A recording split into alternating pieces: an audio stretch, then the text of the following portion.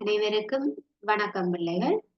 இன்று நாங்கள் தரம் 7 மாணவர்களுக்கான விஞ்ஞான பாடத்தில ஏற்கனவே நாங்க 2ஆம் தவணைக்குரிய பாட அலகுகளை முடிச்சிருக்கிறோம். அதுல நாங்கள் வளிமண்டலம் தொடர்பான மீட்டல் பயிற்சி வினாக்கள் பார்ப்போம். நாங்க ஏற்கனவே வளிமண்டலம் பற்றி படிச்சிருக்கிறோம். அதுல வரக்கூடிய மாதிரி இருக்கிற சில வினாக்களை நாங்கள் பார்க்கலாம். அதுல முதலாவதாக நாங்கள் சரி பிழை விடுற வினாக்களை பார்ப்போம். பயிற்சி கோப்பி இருந்தா எழுதி செய்யுங்க. உங்களுக்கு விடை தெரிஞ்சிருந்தா நீங்களாக போட்டு கொள்ளலாம்.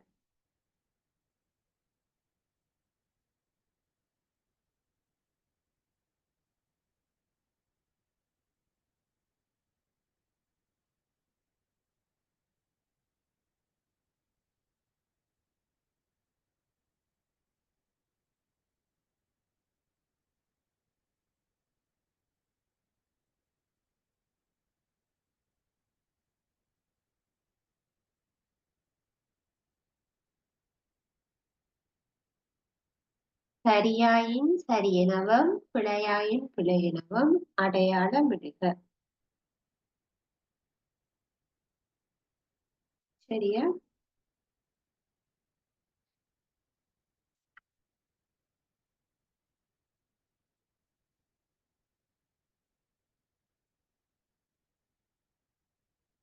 முதலாவது வினா, வளிமண்டலத்தில்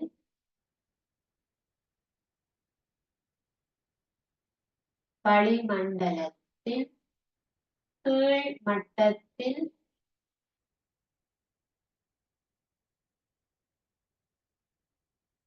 உள்ள படை கீழ் மட்டத்தில் உள்ள படை மாறன் மண்டலம்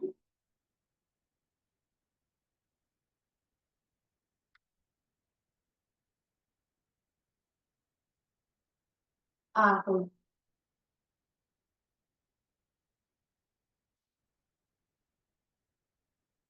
இது சரியா பிழையான்றத போட்டுக்கொள்ளுங்க. வளிமண்டலத்தின் கீழ் மட்டத்தில் உள்ள படை, கீழ் மட்டத்துல இருக்கிற படை மாறன் மண்டலம் ஆகும்.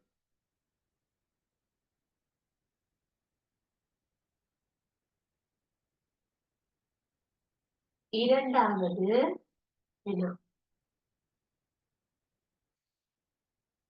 வளிமண்டலத்தில் உள்ள வாயுக்களில் 75% படைமண்டலத்தில்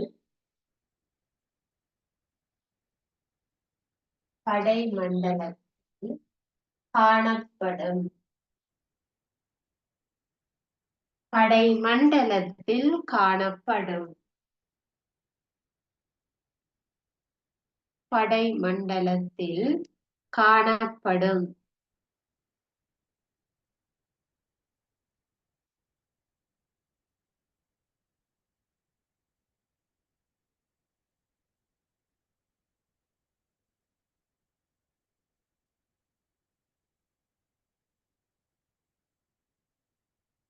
மூன்றாவது, ஓசோன்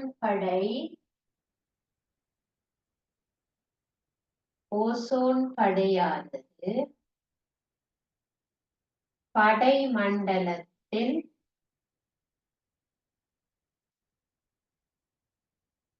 உள்ளது.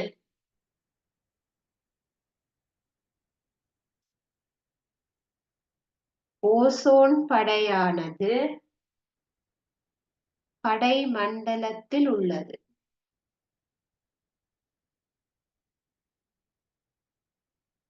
நான்காவது, குளிர்ச்சியான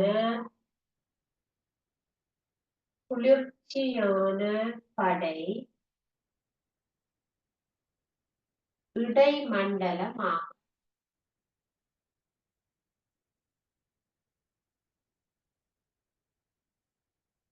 குளிர்ச்சியான படை இடைமண்டலம் ஆகும்.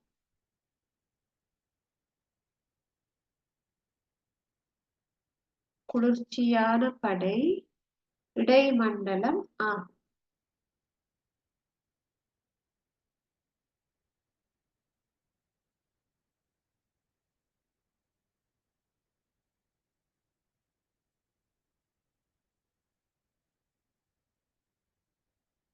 ஐந்தாவது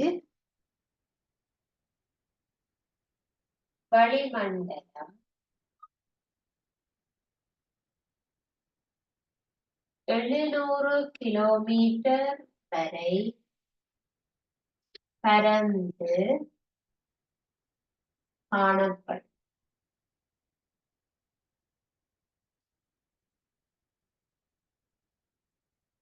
இந்த 5 வினாக்களுக்கான விடைகளை நீங்களாகவே போட்டுக்கொள்ளுங்க. பொருத்தமான விடை சரி என்றால் சரி என்று போடுங்கள், பிழை என்றால் பிழை என்று போட்டுக்கொள்ளுங்கள்.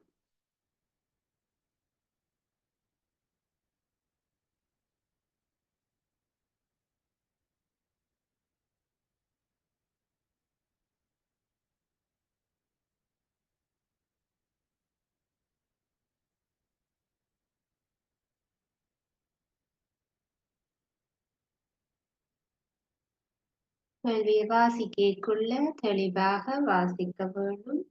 இதெல்லாம் நோட்ஸ்லயே இருக்கு என்றதுனால நீங்க புக்கை ஒரு தடவை ஃபுல்லா வாசிச்சாலே ஓரளவுக்கு உங்களுக்கு தெரியும். புத்தகத்துல ஒருக்கா இருக்கிறதுகளை மட்டும் ஃபுல்லா வாசிச்சு கொண்டு போனாலே உங்களுக்கு கேள்வி பேப்பர்ல பார்க்க தெரியும். ஏற்கனவே நான் ஏதோ ஒரு இடத்துல வாசித்த விடயம் என்பது ஞாபகத்துக்கு வரும். முதலாவது வினாவை நாங்கள் பார்க்கலாம். வளிமண்டலத்தின் கீழ் மட்டத்துல இருக்கக்கூடிய படை. இப்ப நாங்க வளிமண்டலத்துல 5 விதமான படைகளை பார்க்க முடியும். மாறன் மண்டலம், படை மண்டலம், இடைமண்டலம், வெப்ப மண்டலம், மேல் மண்டலம். அப்ப 5 விதமான இந்த மண்டலங்களை நாங்க வகைப்படுத்தி ஆகவும் கீழ் மட்டத்துல இருப்பது மாறன் மண்டலம். மாறன் மண்டலம் எங்களோட பூமியில இருந்து 15 கிலோமீட்டர்கள் வரைக்கும் இருக்கு. அந்த 15 கிலோமீட்டருக்கு அடுத்ததாக படை மண்டலம் காணப்படும். அது கிட்டத்தட்ட 50 கிலோமீட்டர்கள் வரைக்கும் போகும். எங்க இருந்து? மாறன் மண்டலம் முடிந்ததுல இருந்து 50 கிலோமீட்டர்கள். நம்ம 15 கிலோமீட்டர்ல இருந்து 50 கிலோமீட்டர் வரைக்கும் படை மண்டலம் இருக்கு. படை மண்டலம் தாண்டி இடைமண்டலம் வரும். அப்ப இடைமண்டலம் எது வரைக்கும் இருக்கும்னா ஏற்கனவே 50 கிலோமீட்டர் வரைக்கும் படை மண்டலம் வந்துடும். அப்ப அந்த 50ல இருந்து மேல இன்னும் போக போக 80 கிலோமீட்டர் வரைக்கும் இடைமண்டலம். பிறகு 80ல இருந்து 100 கிலோமீட்டர் வரைக்கும் வெப்பமண்டலம். 100 கிலோமீட்டர் தாண்டி இருப்பவை எல்லாம் மேல் மண்டலம். அப்ப மிகவும் கீழ்மட்டத்தில் இருப்பது மாறன் மண்டலம் என்பது சரியா?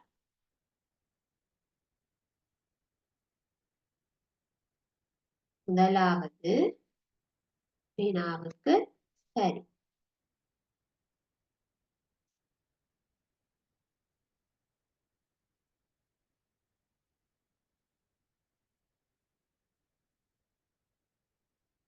இரண்டாவது, வளிமண்டலத்தில் உள்ள வாயுக்களில் 75 வீதம் கடைமண்டலத்தில் காணும்.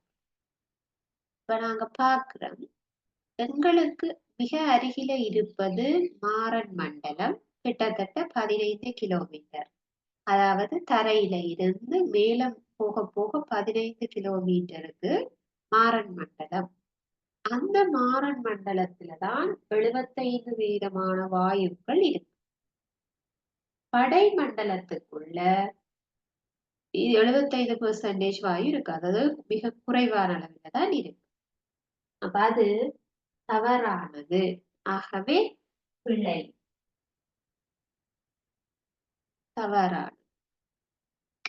தவறான கூற்று.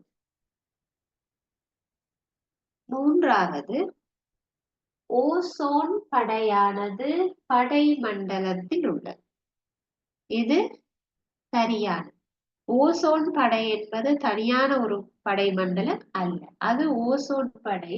இந்த படை மண்டலத்துக்கும் எங்களுக்கு இந்த மாறன் மண்டலத்துக்கும் படை மண்டலத்துக்கும் இடையில ஒரு லேயர் இருக்கு. இதுல முதலாவது மாறன் மண்டலம், அடுத்தது படை மண்டலம் சொல்ல போறோம். இந்த ரெண்டுக்கும் நடுவில ஓசோன் லேயர் இருக்க போகுது. இரண்டு படைகளுக்கு நடுவில தான் இந்த ஓசோன் படை. அது ஒரு லேயர் மாதிரி, வாயுக்களாலான ஒரு லேயர் மாதிரி இருக்கும். ஆகவே அது படை மண்டலத்துல இருக்கும் என்பது சரி. எப்படி நாங்க ஈஸியா ஞாபகம் வச்சிருக்கிறது, ஓசோன் படை படை மண்டலம், ஓசோன் படை படை மண்டலத்துல இருக்கும் என்பது சரி. அந்த கூற்று சரியானது என்று சொல்லு.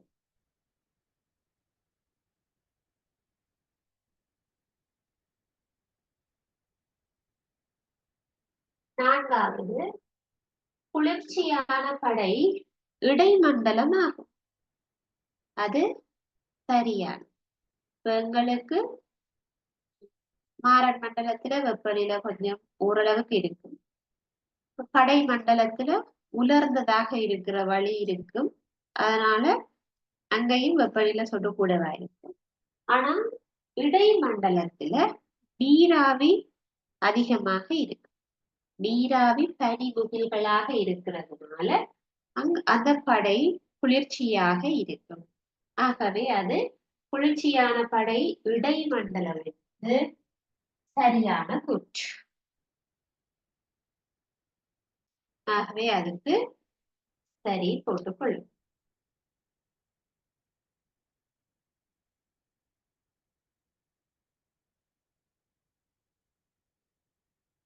ஐந்தாவது, வளிமண்டலம் 700 கிலோமீட்டர் வரைக்கும் பரந்து காணப்படும் என்பது சரியானது. வளிமண்டலம் தரையில இருந்து கிட்டத்தட்ட ஒரு 700 கிலோமீட்டர் வரைக்கும் தான் நாங்கள் எங்களுடைய வளிமண்டலமாக கருதி கொள்வோம். சரியா? அந்த கூற்று சரியானது.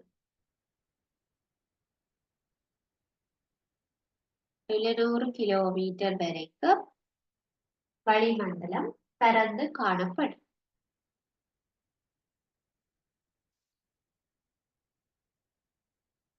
சரியா? ரைட். அடுத்ததாக நாங்க சில வினாக்களை பார்ப்போம்.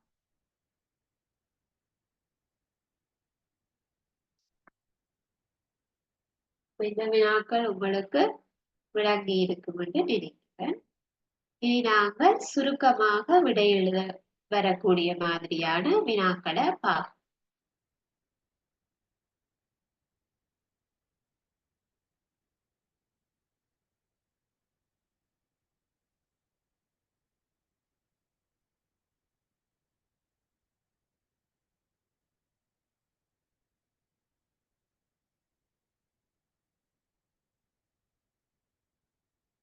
சுருக்கமான விடை எழுதுக.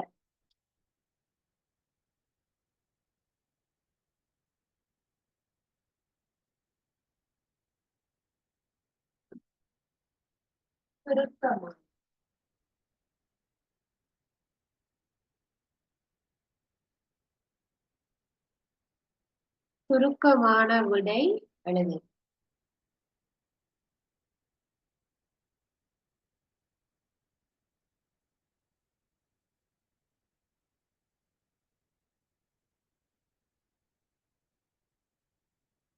முதலாவது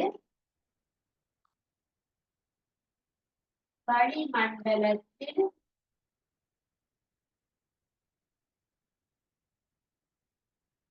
அதிகளவு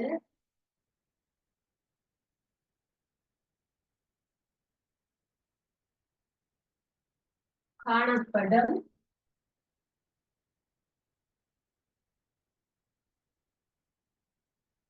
வாயு எது? வளிமண்டலத்தில் அதிக அளவில் காணப்படும் வாயு எது?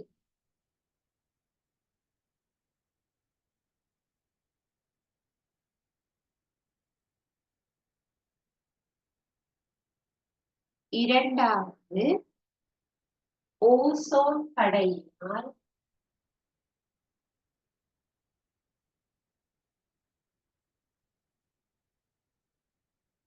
கிடைக்கும்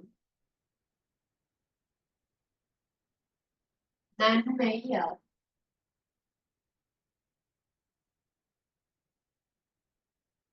ஓசோன் படையினால் கிடைக்கும் நன்மை யாது?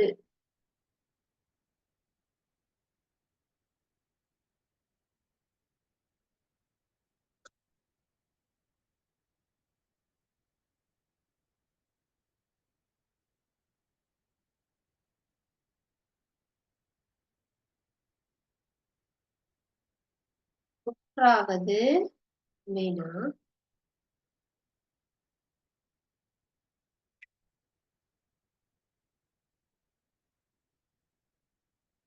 தகன துணையி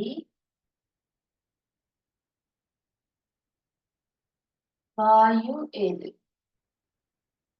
துணையி, தகன துணையி, தகன துணையிலி வேற, தகன துணையி.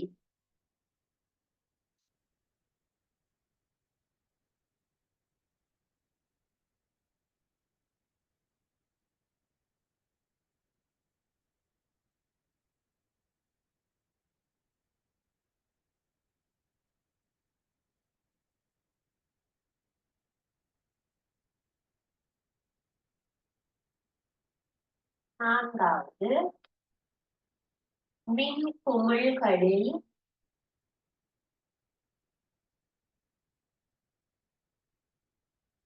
நிரப்பும் வாயு எது?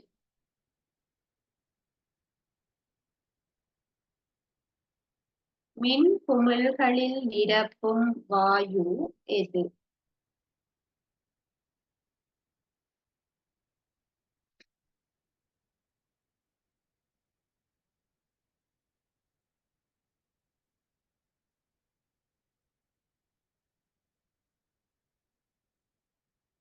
ஐந்தாவது,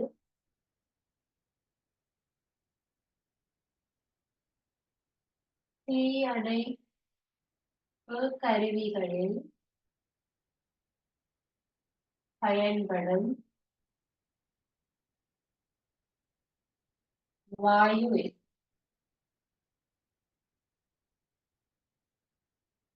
தீயணைப்பு கருவியில் பயன்படும் வாயு எது?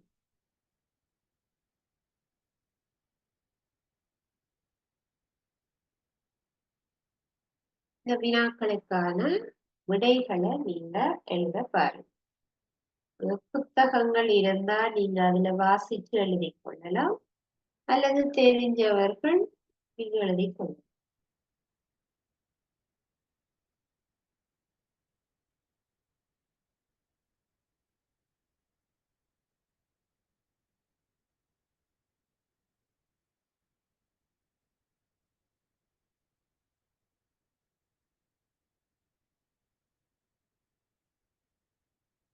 முதலாவது வினாவை பார்ப்போம். வளிமண்டலத்தில் அதிகளவில் காணப்படுகின்ற வாயு. இப்ப நாங்க வளிமண்டலம் ஒன்று படிக்கல பார்த்திருக்கிறோம். வெவ்வேறு வாயுக்கள் இருக்கு. என்னென்ன வாயுக்கள் உங்களுக்கு தெரியும்? ஒட்சிசன், கார்பனீரொட்சைட்டு, நைதரசன் வாயு, ஐதரசன் வாயு, ஆகன் வாயு, சரியா? இந்த மாதிரியாக நிறைய வாயுக்கள் வளிமண்டலத்துல இருக்கு. அந்த வாயுக்கள்ல அதிக அளவில இருக்கிறது எது என்றுதான் கேட்டிருக்கு. அதிக அளவில வளிமண்டலத்துல கிட்டத்தட்ட 78% இருக்கக்கூடியது நைதரசன் வாயு. நைதரசன் வாயு 78% பாருங்க. 100ல கிட்டத்தட்ட அரைவாசியை விட கூட, 50 விட கூடவா இருக்கிறது நைதரசன் வாயு. அப்ப எங்களுக்கு அதிக அளவில வளிமண்டலத்துல நாங்க சுவாசிக்கிற ஒக்சிஜன் வாயுவை விட அதிகமாக நைதரசன் வாயு இருக்கு. இரண்டாவது இடத்துலதான் ஒக்சிஜன் 21% இருக்குது. அப்ப இதுக்கு என்ன பொருத்தமான விடை? நைதரசன். அது முதலாவது வினாவுக்கு நைதரசன் எழுதினாக்கள் கட்டிக்காரு, தெரியாதவர்கள் எழுதிக் கொள்ளுங்க. நைதரசன்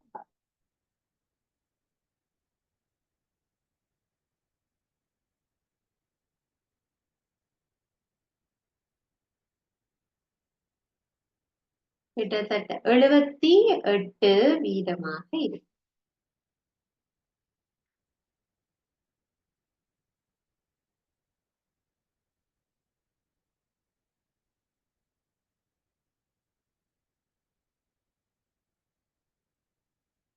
இரண்டாவது வினாவை பார்ப்போம். ஓசோன் படையினால் கிடைக்கும் நன்மை. ஓசோன் படை எங்க இருக்கிறது? படை மண்டலத்துல இருக்கு. இப்ப படை மண்டலத்துல ஓசோன் படை இருப்பதனால எங்களுக்கு என்ன நன்மை? அது ஏன் இருக்குது? இப்போ கேள்விப்பட்டிருப்பீங்கள், ஓசோன் படை ஓசோன் படையில ஏற்படுகின்ற துளை அல்லது பாதிப்பினால பூமியில உள்ள உயிரினங்களுக்கு பாதிப்பு ஏற்படக்கூடும். ஓசோன் படையில துளை ஏற்பட்டால் பூமியில் உள்ள உயிரினங்களுக்கு பாதிப்பு ஏற்படும் என்று சொல்றோம். எதற்காக?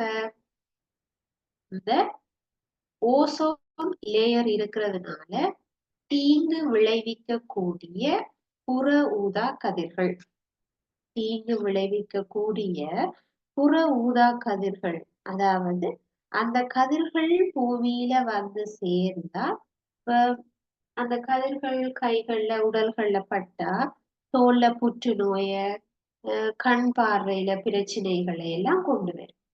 ஆகவே அதை தடுக்கிறது தான் இந்த ஓசோன் படையினுடைய வேலையாக இருக்கு. அப்ப என்னன்னு சொல்லுவோம்? தீங்கு விளைவிக்கும் கலியூதா கதிர்களை உறிஞ்சி பாதுகாக்கிறது.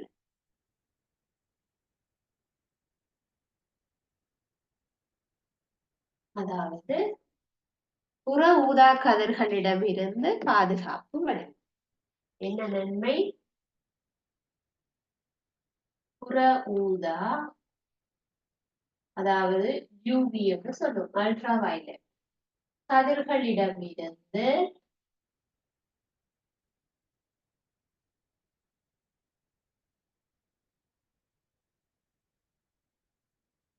பாதுகாப்பு. அதான் நன்மை. புற ஊதா கதிர்களிடமிருந்து எங்களுக்கு பாதுகாப்பு வழங்கும்.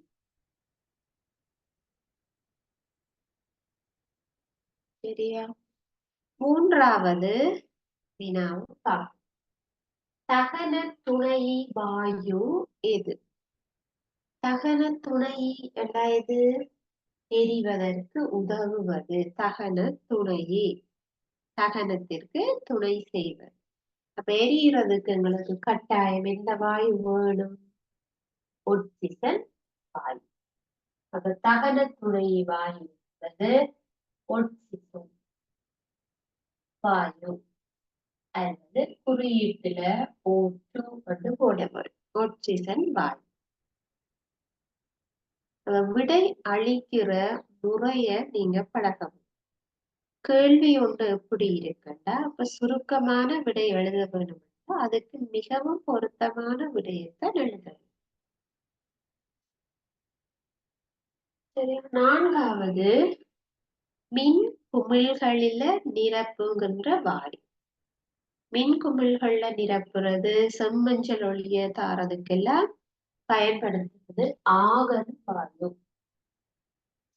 ஆகன் அல்லது AR குறியீடு.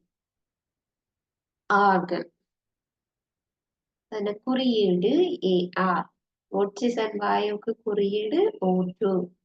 நைதரசன் வாயுக்கு குறியீடு N2. ஐதரசன் வாயுக்கு குறியீடு H2. சரியா? 5வது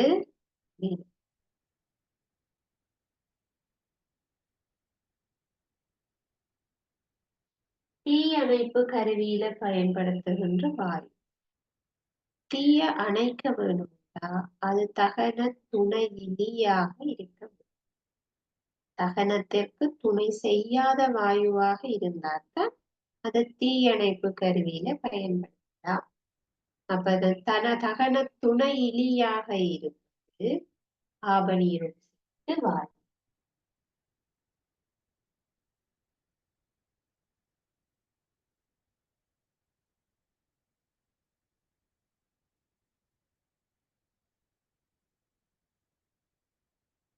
காபனீரொட்சைட் வாயு.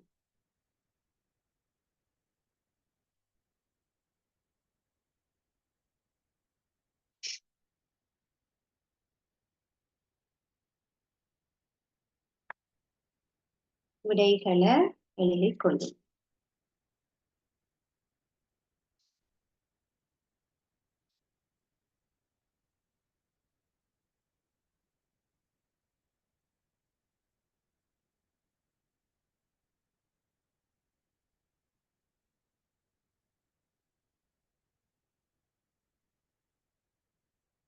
சரியா? அப்ப இந்த 5 வினாக்களுக்கு உரிய சுருக்கமான விடைகளை எழுதியிருப்பீங்கன்னு நினைக்கிறேன்.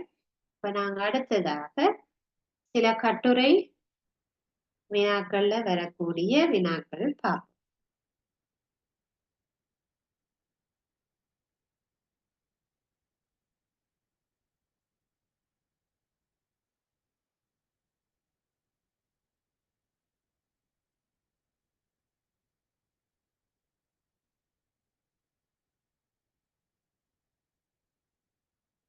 எழுதிக் கொள்ளுங்க.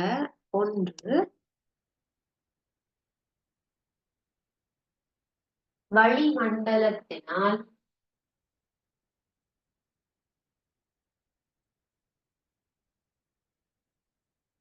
வளிமண்டலத்தினால் கிடைக்கும் வளிமண்டலத்தினால் கிடைக்கும் பயன்கள்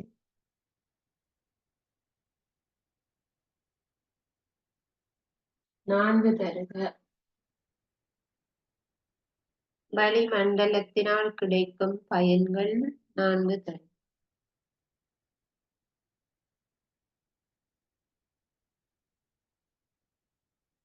2வது வளி மாசடையும் முறைகள் 4 எழுது. வளி மாசடையும் முறைகள் 4 எழுது.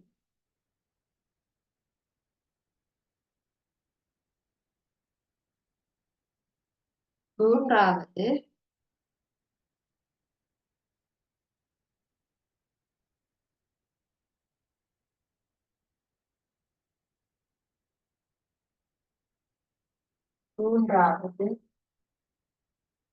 வளி மாசடைவதால்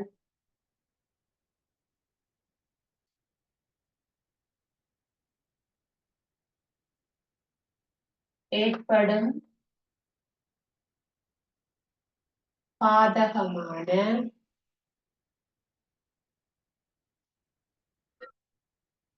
விளைவுகள் 4 வருது.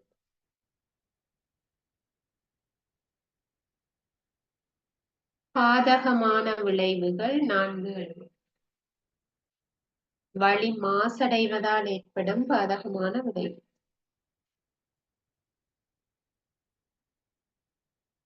நான்காவது, வளி மாசடைவதை தவிர்க்க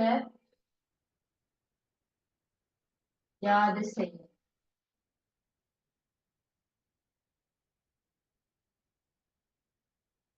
வளி மாசடைவதை தடுக்க யாது செய்யலாம்?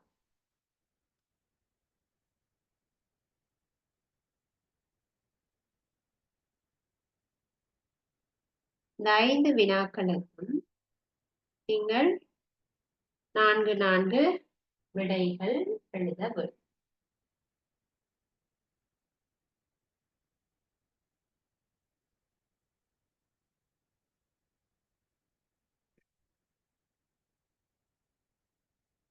பாருங்க, வளிமண்டலத்தால கிடைக்கிற பயன். வளிமண்டலத்துல ஆக்சிஜன் வாயு இருக்கிறதுனாலதான் நாங்க என்ன செய்யறோம்? முதலாவது சுவாசிக்கிறோம். ஆகவே வளிமண்டலத்தால் கிடைக்கிற பயன்கள்ல உண்டு சுவாசிப்பதற்கு தேவையான வாயு கிடைக்கும். அது சகல தாவரமா இருந்தாலும் சரி, விலங்காக இருந்தாலும் சரி. அதே போல கார்பன் டை ஆக்சைடு வாயு இருக்கிறது, ஒளி தொகுப்பு செய்வதற்கு உதவும். அதே மாதிரி நைதரசன் இருக்கிறது, தாவர வளர்ச்சிக்கு உதவும். வளிமண்டலத்துல ஓசோன் படை காணப்படுவது தீங்கு விளைவிக்கின்ற புற ஊதா கதிர்களிடமிருந்து பாதுகாப்பு கிடைக்கும் வளிமண்டலத்தினால். சரியா? அதே மாதிரி நீர்வட்டம் நடக்கிறதுக்கு உதவும். விண்கற்கள் பூமியில வந்து விழாம வளிமண்டலத்திலேயே எரியறதுனால பூமி பாதுகாக்கப்படும். அதே மாதிரி பூச்சிகள், பறவைகள் பறந்து செல்றதுக்குரிய ஊடகமாக வளிமண்டலம் இருக்கு. அதே போல மனிதர்கள் பேசிக் கொள்வதற்கு கட்டாயமாக வழி இருக்க வேண்டும். அப்ப இவ்வளவு பயன்கள் இருக்குது. இதுல இருந்து நீங்கள் ஏதாவது 4 பயன்களை எழுதிக் கொள்ளலாம். இரண்டாவது வினா, வளி மாசடைகின்ற முறை. அதாவது எப்படி வளியானது மாசடைகிறது? ஒன்று, வாகனங்கள்ல எரிபொருள்களின் தகனம். வாகனத்துல எரிபொருள் தகனத்துல வார புகை. அதே மாதிரி கை தொழிற்சாலைகள்ல வெளியேற்றப்படுகின்ற கழிவுகள், குப்பைகளை எரிக்கிறதுனால வார பதார்த்தம், காடுகளை அழிப்பது, எரிமலைகள் வெடிப்பது. இந்த மாதிரியான செயற்பாடுகளினால் வளி மாசடையும். வளியானது மாசடையும். வாகனங்களுடைய எரிபொருள் தகனம், கை தொழிற்சாலைகள், அனல் மின் உற்பத்தி நிலையங்களால வெளியேற்றப்படும் கழிவுகள், குப்பைகளை எரித்தல், காடுகளை அழித்தல், எரிமலைகள் வெடித்தல் போன்ற இயற்கை நிகழ்வு. சரியா? மூன்றாவது, வளி மாசடைவதால் ஏற்படுகின்ற பாதகமான விளைவு, அதாவது தீமையான விளைவு என்ன? வளி மாசடைந்தா என்ன நடக்கும்? ஒன்று, காலநிலைகள்ல மாற்றம் ஏற்படும். சுவாசம், நுரையீரல் சார்ந்த பிரச்சனைகள் ஏற்படும். அமில மழை ஏற்படும். சூழலினுடைய வெப்பநிலை உயர்வடையும். சரியா? என்னென்ன தீமையான விளைவு நடக்கும் என்றால் பாதகமான விளைவு. நம்ம காலநிலை மாறுறது, பருவங்கள் மாறி மாறி மழை பெய்கிறது, அதெல்லாம் புவி மாசடைந்ததுக்கான, வளி மாசடைந்திருப்பதற்கான ஒரு அறிகுறி. சரியா? அமில மழை வாரது, சூழல் வெப்பநிலை சடுதியாக உயர்வடைகிறது. இப்ப எங்களுக்கு வழக்கமாக போன வருடத்தை விட இந்த வருடம் வெப்பநிலை கூடவா இருக்கும். இந்த வருஷத்தை விட அடுத்த வருடம் வெப்பம் இன்னும் கூடவாக இருக்கும். அப்ப அது வளிமண்டலம் மாசுபடுத்தப்படுவதால இப்ப ஏற்படுகின்ற மிக பாதகமான ஒரு விளைவாக இருக்கு. இப்ப நீங்க அதுல 4 பாதகமான விளைவுகளை எழுதி கொள்ளும். சரியா? 4வது வினா, வளி மாசடைவதை தவிர்க்க யாது செய்யும்? அப்ப இந்த சூழல்ல வளி மாசடைகிறதுனால எங்களுக்கு தீமையான விளைவுகள் நிறைய நடக்குது. அதாவது பாதகமான விளைவுகள் ஏற்படுது. அப்ப அதை தவிர்க்கிறதுக்கு நாங்க என்ன செய்யலாம்? அதைத்தான் இதுல எழுதட்டும். அப்ப தவிர்க்கிறதுக்கு என்ன செய்யலாம்? ஒன்று, வளி மாசடைகிறதுக்கான ரீசன் சொன்ன நாங்க வாகனங்கள்ட அதிகளவு பாவனையினால ஏற்படுகின்ற புகை. அப்ப சுவட்டு எரிபொருள் பாவனையை குறைக்க முடியும். சுவட்டு எரிபொருட்கள் என்னது? பெட்ரோல் டீசல் பாவனை. அப்ப எங்களுக்கு வாகனங்களோட பாவனையை குறைக்கிறது அல்லது சுவட்டு எரிபொருளினுடைய பாவனையை குறைக்கிறது நல்லது. அதே போல சுவட்டு எரிபொருள் அல்லாத சூழலுக்கு நேயமான, அதாவது சூழலுக்கு நன்மை தரக்கூடிய எரிபொருட்களை நாங்க யூஸ் பண்ண வேண்டும். சரியா? அதாவது சூழலுக்கு பாதிப்பை ஏற்படுத்தாத மாதிரி இருக்கவும். அதே போல இப்ப கைத்தொழிற்சாலைகளால வெளியேற்றப்படும் கழிவுகளால வளிமண்டலம் மாசடையும் போதுன்னா அந்த கழிவுகளை உரிய முறையில வடிகட்டி அனுப்ப வேண்டும். அந்த கழிவு நேரடியாக வளிமண்டலத்துல விடாம அதை வேறு விதமாக சுத்திகரிக்கப்பட்டு வடிகட்டப்பட்டு அது அகற்றப்பட வேண்டும். சரியா? அதே மாதிரி குப்பை கூளங்களை போட்டு கொளுத்துறதுக்கு பதிலா அதுல இருந்து மீள் சுழற்சி ரீசைக்கிளிங் பண்ணி எடுக்கக்கூடியதுகளை எடுத்து பயன்படுத்தி கொள்ள வேண்டும். அதே போல காடுகளை அழிப்பது வளி மாசடைவதற்கான ஒரு ரீசன் இருந்தா திரும்ப காடுகளை நாங்க அழிய விடாம பாதுகாக்கிறது. காடுகளை பாதுகாப்பது வளி மாசடைவதை தடுப்பதற்கான ஒரு செயல்முறையாக இருக்கு. அதே போல காடுகளை புதிதாக உருவாக்கும். ஏற்கனவே இருக்கிற காடுகள் அழிய விடாம பாதுகாக்க வேண்டும். புதிதாக காடுகளை மீள உருவாக்குதல், இதுவும் வளிமண்டலத்தை மாசடைகிறத தடுக்க செய்யும். சரியா? அப்ப இன்று நாங்க வளிமண்டலம் தொடர்பான சகல வினாக்களையும் பார்த்திருக்கோம். சரியா? எந்த மாதிரியாக விடை எழுதுவது, இது நேரடியான கொஷின்ஸும் ஆன்சரும். அதாவது புத்தகத்துல இதுகளுக்குரிய சகல விடைகளும் இருக்குது. நீங்க ஒரு தடவை வாசிச்சு பார்த்திருந்தாலே அவற்றுக்கான விடைகளை நீங்கள் எழுதி கொள்ள முடியும். கொமனான கேள்விதான். மாசடைகிற வளி மாசடைதல் என்பது ஒரு பொதுவான பிரச்சனை தான். அதுல நாங்க எங்களுக்கு தெரிஞ்ச விஷயங்களை எழுதிக்கொள்ளும். அப்ப இன்றைக்கு பார்த்த விஷயங்கள் உங்களுக்கு விளங்கி இருக்கு நினைக்கிறேன். உங்களுக்கு ஏதாவது டவுட் இருந்தா நீங்க